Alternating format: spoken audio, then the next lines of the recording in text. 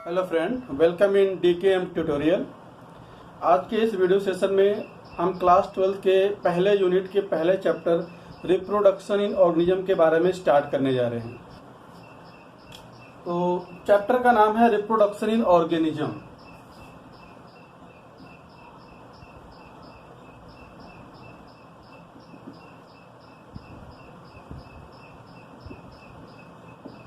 Okay, तो ये plus 2 की क्लास की जो पहले यूनिट होती है रिप्रोडक्शन, उसमें से ये पहला चैप्टर होता है।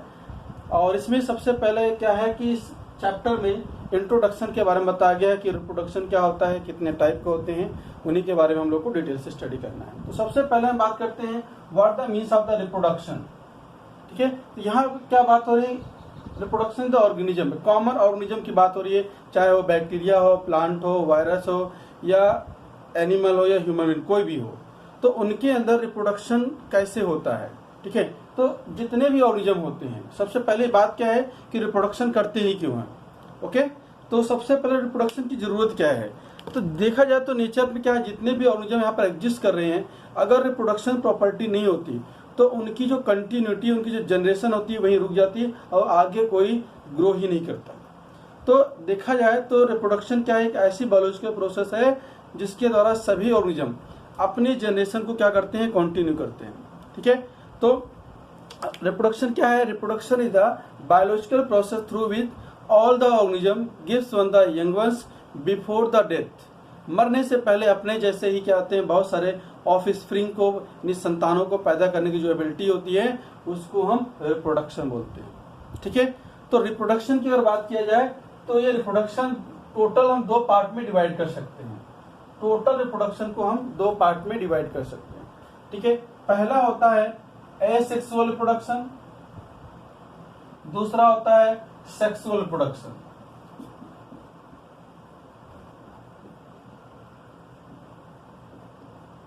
चलिए, तो हम बात करते हैं एसेक्सुअल रिप्रोडक्शन क्या होता है और सेक्सुअल रिप्रोडक्शन क्या होता है। तो पहली बात देखा जाए कि जो सेक्सुअल रिप्रोडक्शन होता है और एसेक्सुअल, दोनों में मेन डिफरेंस क्या है। तो एसेक्सुअल रिप्रोडक्शन सबसे पहली बात क्या है, ये यूनिपेरेंटल होता है। क्या होता है, यूनिपेरेंटल। मतलब क्या है कि इसमें केवल एक ही पेरेंट बॉडी की जरूरत होती है या एक ही इंडिविजुअल की जरूरत होती है, कपल की जरूरत नहीं होती है। लेकिन सेक्सुअल रिप्रोडक्शन क्या है, ये क्या होता है, बाई पेरेंटल होता है। क्या होता है, बाई पेरेंटल। ओके, ये क्या होता है, बाई पेरेंटल। तो मतलब फर्टिलाइजेशन या क्या होते हैं जो प्रोसेस होती है उसके लिए कम से कम दो इंडिविजुअल की जरूरत पड़ती है। सेकेंड पार्ट देखा जाए, इसका सेकेंड डिफरेंस क्या हो सकता है कि जो एसेक्सुअल रिप्रोडक्शन होता है इसमें गैमीट फॉर्मेशन नहीं होता, इसमें कोई भी गैमीट नहीं बनता है। तो नो गैमीट फॉर्मेशन। क्या लिखेंगे, नो गैमीट फॉर्मेशन, या गैमीट फॉर्मेशन की मैकेनिज्म क्या बोलते हैं, गैमीटोजेनेसिस। इसमें गैमीटोजेनेसिस नहीं होती है। इनमें क्या होता है, गैमीटोजेनेसिस पाई जाती है। मतलब क्या होता है कि ये गैमीटोजेनेसिस फाउंड। तो इनमें क्या होगा, गैमीटोजेनेसिस फाउंड मतलब क्या होता है कि ये इंडिविजुअल क्या होते हैं, मेल और फीमेल अलग अलग पाए जाते हैं, दोनों अलग अलग गैमीट बनाते हैं, गैमीट फ्यूज करके एक जाइगोट बनता है, जाइगोट से उनका डेवलपमेंट होता है। ठीक है, नेक्स्ट डिफरेंस की बात किया जाए तो थर्ड डिफरेंस क्या हो सकता है कि इनमें क्या होता है, जो डिवीजन होता है, जो डिवीजन होता है वो हमेशा माइटोसिस होता है। इनमें जो भी सेल्स होती हैं जो प्रोड्यूस करती हैं यंग, उसमें हमेशा माइटोसिस डिवीजन होता है। क्या होता है, ये डिवाइड करती है बाई माइटोसिस। तो डिवाइड बाई माइटोसिस। इनमें क्या होता है, इनमें माइटोसिस और मियोसिस दोनों होता है, लेकिन गैमीटोजेनेसिस के लिए इनको मियोसिस करना पड़ता है और उसके बाद जब फर्टिलाइजेशन हो जाता है तब माइटोसिस द्वारा ग्रोथ होता है। तो इनमें क्या होता है, गैमीट बनने के लिए क्या चाहिए या ग्रोथ करने के लिए मियोसिस मस्ट होता है। मियोसिस क्या होता है, मस्ट होता है। Meiosis is must, meiosis is.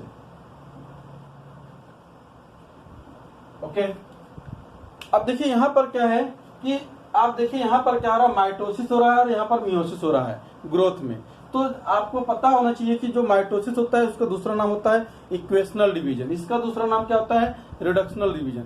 तो मियोसिस और माइटोसिस के बारे में अगर आप थोड़ा सा जानकारी रखते होंगे तो आपको ये पता लगेगा कि मियोसिस में क्या होता है, मियोसिस के कारण जेनेटिक वेरिएशन आता है। मतलब जब मियोसिस होता है सेल के अंदर, तो जब क्रोमोसोम अलग होते हैं तो they causes the variation in the offspring. लेकिन जब माइटोसिस होता है तो माइटोसिस में क्रोमोसोमल में कोई चेंजिंग नहीं होती है, और जितना जेनेटिक मटेरियल जैसे पेरेंटल सेल में होता है वैसे डॉटर सेल के अंदर आता है। तो इसका मतलब क्या होता है, इनमें कोई भी जेनेटिक वेरिएशन नहीं होता है। तो इससे क्या होता है, so no any genetic variation.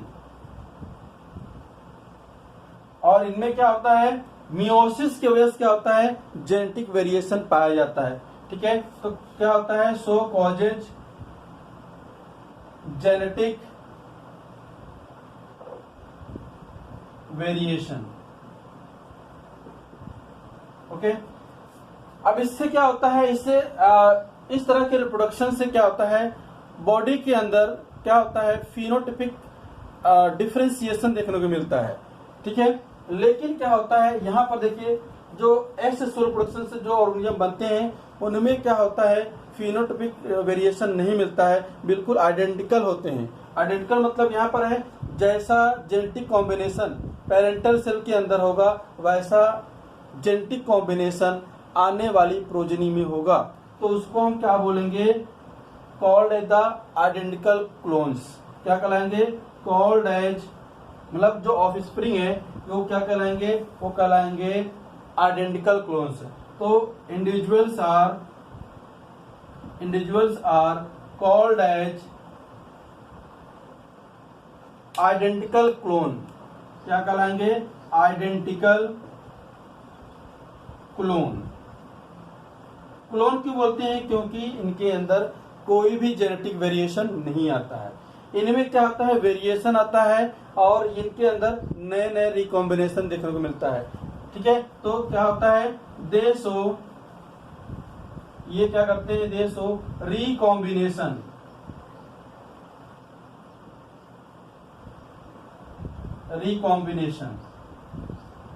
Recombination मतलब क्या होता है कि इनके अंदर क्या होता है, जेनेटिक वेरिएशन होता है। जेनेटिक वेरिएशन किसके कारण हो रहा है, मियोसिस कारण हो रहा है। मियोसिस क्यों हो रहा है, क्योंकि इसके अंदर क्या गैमीट बन रहे हैं। तो गैमीटोजेनेसिस जहां होता है वहां पर मियोसिस होगा। मियोसिस होगा क्या होगा, जेनेटिक वेरिएशन। अच्छा हाँ, जेनेटिक वेरिएशन क्यों होता है, उसके लिए मेन मैकेनिज्म है that is the crossing over. ठीक है, जब मियोसिस होता है तो उसमें क्रोमोसोम में एक मैकेनिज्म होती है क्रॉसिंग ओवर, जो सेल डिवीजन चैप्टर में आपने प्लस में पढ़ रखा होगा। तो जिसके वजह से क्या आता है, वेरिएशन आता है। वेरिएशन आने से क्या, नए ऑर्गेनिज्म में क्या होता है कि नए नए कॉम्बिनेशन ऑफ कैरेक्टर दिखते हैं, जिसको हम क्या बोलते हैं, रिकॉम्बिनेशन बोलते हैं। रिकॉम्बिनेशन मतलब क्या होता है, अलग अलग सोर्स से आने वाले जो जीन होते हैं कंबाइन करके एक नया कैरेक्टर देते हैं, जिसके वजह से जितने भी इंडिविजुअल होते हैं, जैसे एक ही पेरेंट के जितने चाइल्ड होते हैं सभी का फेस अलग होता है। ठीक है, सबका फेस अलग होता है, बॉडी का जो प्रोटीन कॉम्प्लेक्सिटी होती है सबकी अलग होती है, सबका लुक अलग होता है। तो किस कारण होता है, ये सेक्सुअल रिप्रोडक्शन के कारण होता है। तो सेक्सुअल रिप्रोडक्शन क्या होता है, बॉडी के अंदर क्या होता है, जेनेटिक वेरिएशन लाता है और उसमें नए नए रिकॉम्बिनेशन आते हैं। रिकॉम्बिनेशन से क्या होता है, उसमें नए नए इंडिविजुअल देखने को मिलते हैं। ठीक है, तो ये क्या था कि रिप्रोडक्शन कितने टाइप के होते हैं और उनके बेसिक डिफरेंस क्या होते हैं। ठीक है, तो ये हो गया।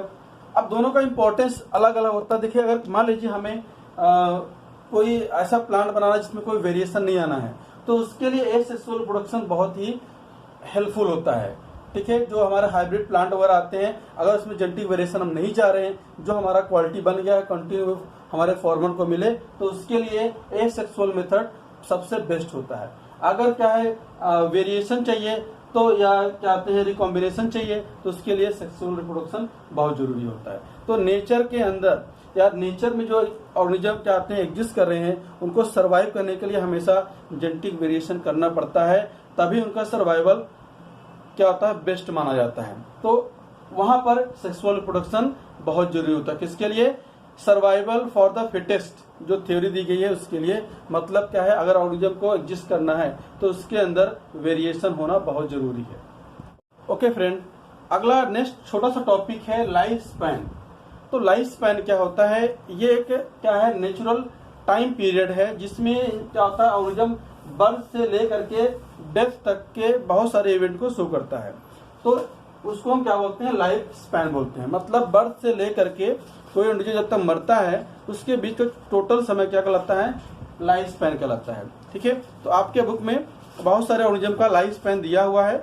मैं इस वीडियो में कुछ ऑर्गेनिज्म का क्लिप लिख कर दूंगा। ठीक है, ओके। तो लाइफ स्पैन को आगे अलग अलग एक्टिविटी के बेस पर उनको हम अलग अलग क्या कहते हैं स्टेजेज में डिवाइड करते हैं। पहला स्टेज है जुवेनिलिटी या जुवेनाइल स्टेज।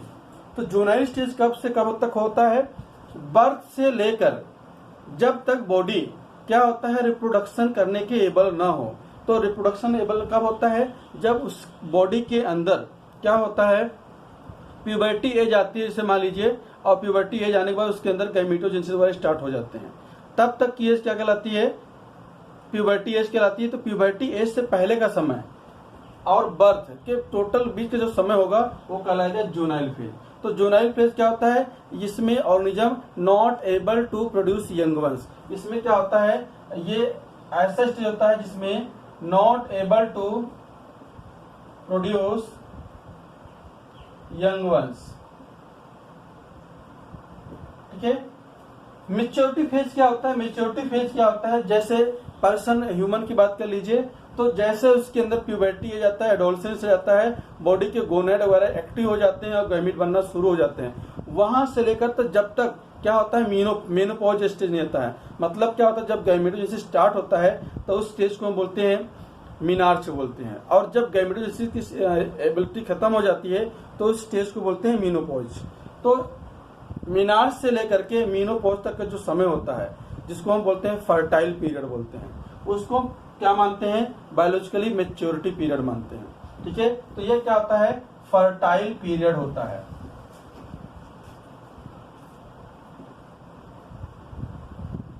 ओके, थर्ड है एजिंग एंड सेनेसेंस। जब क्या होते हैं ऑर्गेनिज्म के अंदर फर्टिलिटी पावर खत्म हो जाती है तो सेल्स क्या होती हैं, वो डिग्रेड होने लगती हैं और उस एज को क्या बोलते हैं हम, एजिंग या सेनेसेंस बोलते हैं। और लास्ट क्या होता है, डेथ होता है। तो नेक्स्ट वीडियो में हम लोग एसेक्सुअल प्रोडक्शन के डिफरेंट टाइप हैं उसको हम स्टडी करेंगे। तब तक के लिए जय हिंद, जय भारत।